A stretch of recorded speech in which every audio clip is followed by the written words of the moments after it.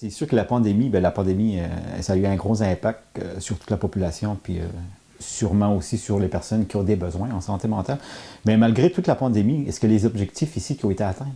Ben, atteint et même dépassé. Parce que, historiquement, autour de 50% des usagers de droit et recours proviennent de la baie des Chaleurs. Donc, un petit peu plus que la moitié, normalement. Donc, les MRC Bonaventure et Avignon. C'est normal, c'est ici qu'est le siège social. Donc, puis c'est ici qu'on est plus connu. Mais, en tant qu'organisme à vocation régionale, qui couvre l'ensemble de la Gaspésie et les îles de Madeleine, on a toujours eu le souci d'être présent partout et de desservir les gens qui ont besoin de notre aide partout sur le territoire. Puis cette année, non seulement c'est un souci, mais c'est devenu une priorité, puis on a réussi notre mandat, c'est-à-dire c'est devenu une priorité puis c'est devenu une réalité parce que en date du 31 janvier, on était à 69% des personnes aidées dans la dernière année qui proviennent de l'extérieur de la baie des Chaleurs, donc soit Rocher-Percé, Côte-de-Gaspé, Haute-Gaspésie ou les îles de la Madeleine. Et ces résultats-là, c'est pas le fruit du hasard. Vraiment, on a fait en sorte avec la conseillère Tania McDonough d'être plus présent sur ces territoires-là. On est allé 4 fois aux îles de la Madeleine. Le conseil d'administration en a fait une priorité, nous a donné les sous qu'il fallait, disponibiliser les budgets qu'il fallait pour être plus présent. Sans attendre qu'on nous demande d'y aller, on y allait. Donc, on allait donner des ateliers, on allait rencontrer les organismes en santé mentale, on allait sur les départements de santé mentale des centres hospitaliers. Donc, on allait se faire connaître et ça a eu des résultats vraiment intéressants.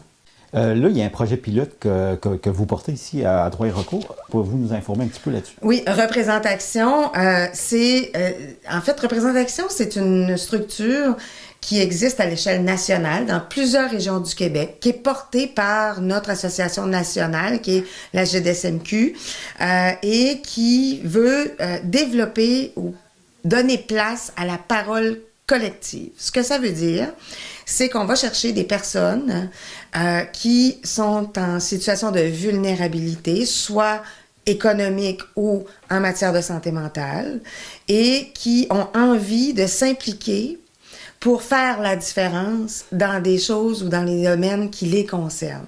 Donc, en participant à nos rencontres citoyennes, on va les former, on va les outiller, on va leur expliquer c'est quoi la parole collective, d'une part, mais on va aussi leur expliquer comment prendre la parole devant des gens. Puis, ils vont élire des délégués qui vont aller porter la parole collective ou leur point de vue, leurs préoccupations sur des comités, des tables, qui sont des endroits où se prennent, où on réfléchit, mais aussi où on prend des décisions sur l'avenir, des mesures ou des programmes ou des organismes qui peuvent faire une différence en matière de santé mentale, de justice sociale. Donc, par exemple, à l'échelle nationale, il y a le Comité pour la santé des femmes qui va accueillir un délégué. Il y a aussi le collectif Gaspésien pour un Québec sans pauvreté. Il y a les chantiers en développement social en matière de logement, d'habitation, en matière de sécurité alimentaire, qui sont prêts à avoir des délégués. Donc, c'est tous des lieux de discussion, des lieux d'échange qui vont permettre à des citoyens directement concernés de faire une différence, de prendre part aux discussions puis de faire une différence pour la suite des choses. OK.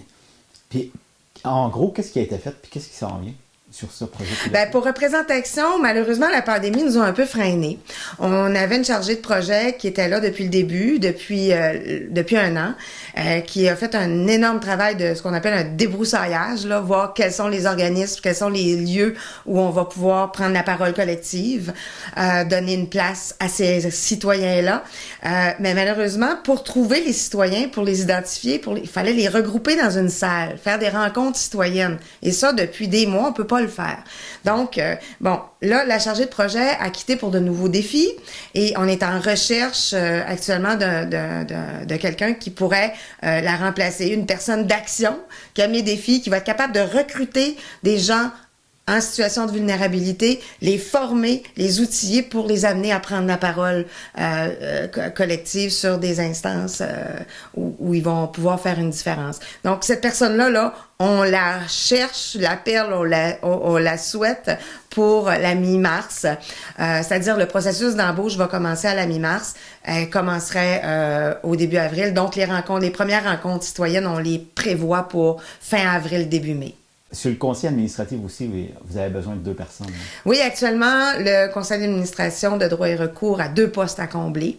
Et bon, ben, on sait que vous êtes diffusé dans la MRC du Rocher-Percé. Ça serait cool d'avoir quelqu'un de ce secteur-là. On a actuellement, les 5 membres du conseil d'administration sont de la baie des Chaleurs.